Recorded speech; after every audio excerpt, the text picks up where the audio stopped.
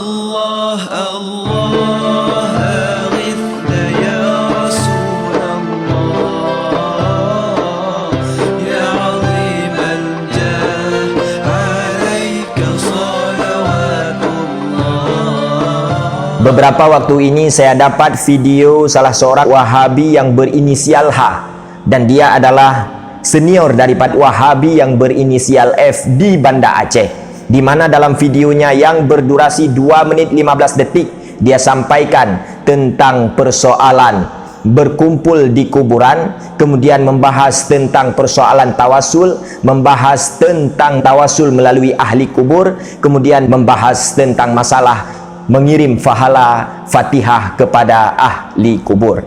Ibadallah, di dalam video tersebut pada detik 57 sampai 58 dia sampaikan dan dia simpulkan bahawa perkara-perkara semacam itu dan perbuatan-perbuatan semodel itu dianggap sebagai perbuatan yang syirik dan bisa membawa pelakunya kepada kufur. Padahal sama kita tahu bahawa kebanyakan umat Islam, mayoritas umat Islam di Nusantara khususnya di Aceh, mereka adalah orang-orang yang sangat senang menziarahi kuburnya para ulama, dan juga mereka sangat sering untuk bertawasul melalui para ulama, apalagi sampai mereka membacakan Al-Fatihah untuk ahli kubur tersebut. Akhirnya Ustadz Wahabi yang berinisial H itu justru menjadikan perbuatan dan perkara itu sebagai perbuatan musyrik dan bisa mengantarkan pelakunya kepada kufur. Innalillahi wa inna ilaihi raji'un. Lalu apa betul tuduhan Bapak Ustadz Wahabi yang berinisial H tersebut, bahawa perkara-perkara yang telah disebutkan sebagai perbuatan yang syirik dan keliru? Maka di sini kami perlu memberikan beberapa penjelasan sebagai respon terhadap apa yang dia sampaikan, agar umat Islam tidak salah dalam memahami omong kosong dan kedustaan yang disampaikan oleh Ustadz Wahabi yang berinisial H. Perlu kita tahu bahawa berkumpul di kubur orang yang saleh, para ulama, para nabi dan para rasul adalah dalam rangka menziarahi kubur orang-orang yang saleh, dan menziarahi kubur orang yang beriman adalah persoalan yang disunnahkan oleh Nabi, bukan persoalan bid'ah, bukan persoalan syirik, apalagi sampai divonis sebagai perbuatan kufur. Dalilnya mana? Di dalam hadisnya Rasulullah sallallahu alaihi wasallam yang diriwayatkan oleh Imam Muslim, di mana Rasulullah sallallahu alaihi wasallam mengucapkan dan menyatakan, kuntu nahaitukum an ziaratil kubur fazuruha. Dulu memang aku melarang kalian untuk ziarah kubur, maka sekarang silahkan ziarahlah. Ini adalah pesan penting bagi kita bahawa Nabi sangat jelas memerintahkan kepada kita untuk menziarahi kubur, tidak seperti yang diajarkan dan divonis oleh sebagian kaum Wahabi, apalagi seperti kaum Wahabi yang berinisial H itu, yang mengatakan bahawa itu adalah perbuatan syirik, itu adalah perbuatan yang kufur. Apakah mungkin Nabi mengajarkan kepada kita kekufuran? Dan masa mungkin Nabi mengajarkan kepada kita kesyirikan?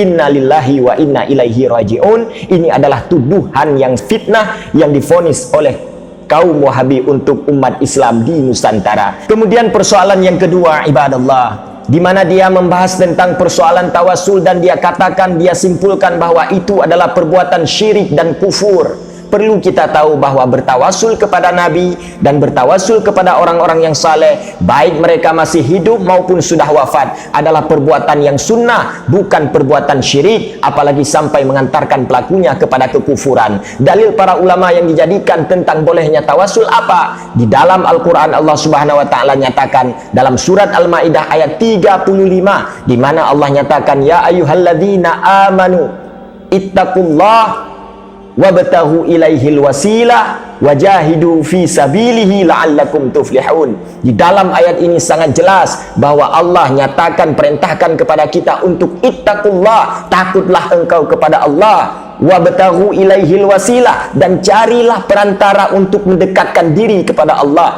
Maka para ulama menafsirkan cara untuk mendekatkan diri kepada Allah dengan bertawasul kepada para ulama, orang yang saleh dan orang yang beriman. Ini merupakan salah satu daripada cara untuk mendekatkan diri kepada Allah, dan pesan perintah terakhir yang diperintahkan oleh Allah kepada kita, wajahidu fi sabilihi, dan berperanglah engkau pada jalannya Allah. sangat jelas di dalam surat Al-Maidah ini Allah perintahkan kepada kita untuk melakukan tawasul. Apakah mungkin Allah perintahkan kepada kita untuk melakukan syirik dan kufur?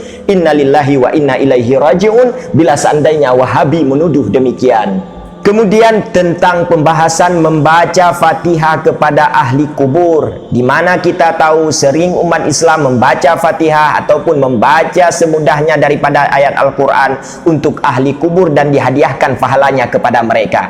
Ibadallah, sesungguhnya amalan yang telah dilakukan oleh umat Islam tersebut adalah persoalan yang sangat-sangat kuat landasan dalilnya oleh para ulama. Di dalam hadis marfu' dinyatakan, man marra 'alal makabir wa qara'a qul huwallahu ahad ahada asyara marrat wa wahaba ajrahu lil amwat u'tiya minal ajri bi'adadil amwat. Barang siapa yang melewati suatu pemakaman, suatu kubur dan membaca 11 kali daripada qul huwallahu ahad ataupun ayat-ayat lainnya sebanyak 11 kali, dan ia menghadiahkan pahala bagi orang yang ada di dalam kubur, akan diberikan pahala sebanyak ahli kubur yang ada di sekitarnya. Ibadallah. Jadi saudara, bukannya tidak ada dalil para ulama mengamalkan hal-hal tersebut, perkara-perkara itu, dan itu sudah semenjak dulu dilakukan oleh para ulama, para umat Islam di Nusantara khususnya di Aceh, dan mereka berlandaskan dengan dalil-dalil yang kuat, argumen-argumen yang kuat yang tidak bisa dibantahkan, apalagi divonis kafir, kufur, musyrik, sampai mereka memvonis kepada kita sebagai pelaku yang akan masuk nerakanya Allah.